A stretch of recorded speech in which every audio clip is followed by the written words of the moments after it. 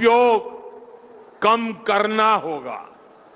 शहरों में जहां मेट्रो है वहां हम तय करें कि हम मेट्रो का ही उपयोग करेंगे। ज्यादा से ज्यादा मेट्रो में हमें विदेशी मुद्रा बचाने के जो भी रास्ते हम लोग अपना सकते हैं हमें बचाना होगा।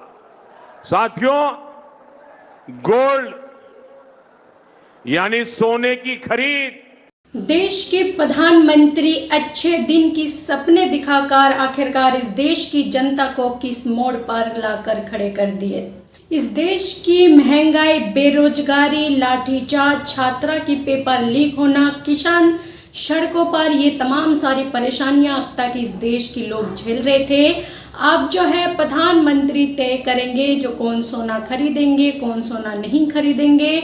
डीजल पेट्रोल पर जो है बचत करना पड़ेगा अब लोगों को, क्योंकि गैस सिलेंडर तो महंगा हो चुके हैं। लोगों के घरों में चूल्हों पर जो है असर पड़ चुके हैं। किस तरह से लोग गैस सिलेंडर और गैस की कमियों को पूरा कर रहे हैं, किस तरह से अपने घर का गुजारा कर रहे हैं गैस चूल्हा को लेकर।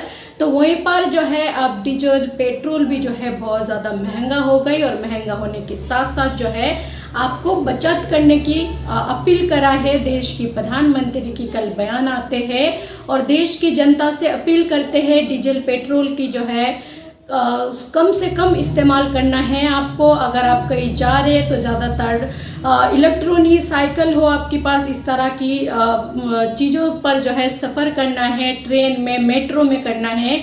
अगर आपको लगते हैं जो गाड़ी से जाना ज़रूरी है तो आपको जो है गाड़ी में पूरा गाड़ी को भर कर ले जाना है, फुल कर ले जाना है। एक ही लिए एक शख्स जो है गाड़ी उठाकर चल पड़ेंगे, ऐसा नहीं।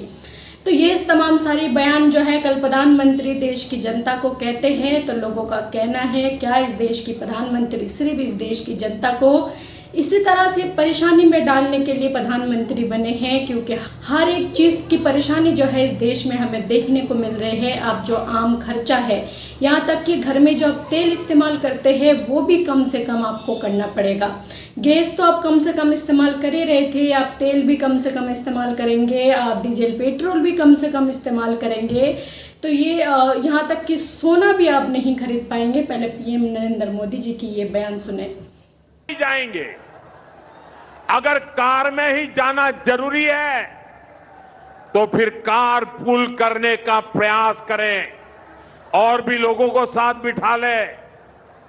अगर हमें कहीं सामान भेजना हो तो कोशिश करनी है कि वह ज्यादा से ज्यादा रेलवे गुड्स के जो ट्रेन होती है रेलवे की सर्विसेज से भेजें, ताकि इलेक्ट्रिक रेलवे होने के कारण पेट्रोल डीजल की जरूरत नहीं पड़ती है।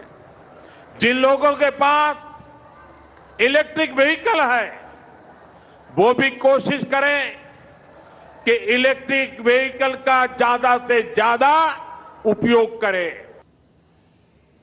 तो आपने सुना, इसके अलावा प्रधानमंत्री सोना खरीदने भी मना करा है। जैसे कि हम पहले लोगों के ऊपर कोई संकट आते थे तो हम उनको सोना गहना दान में दे देते।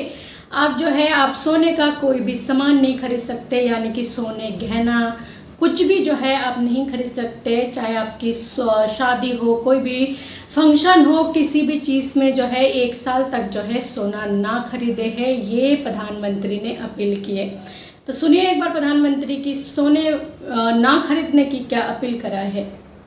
एक और पहलू है जिसमें विदेशी मुद्रा बहुत अधिक खर्च होती है।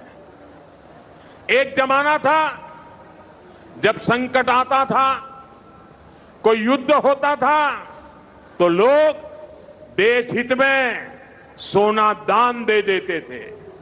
आज दान की जरूरत नहीं है, लेकिन देश हित में हमको ये तय करना पड़ेगा कि साल भर तक घर में कोई भी फंक्शन हो, कोई भी कार्यक्रम हो, हम सोने के गहने नहीं खरीदेंगे, सोना नहीं खरीदेंगे।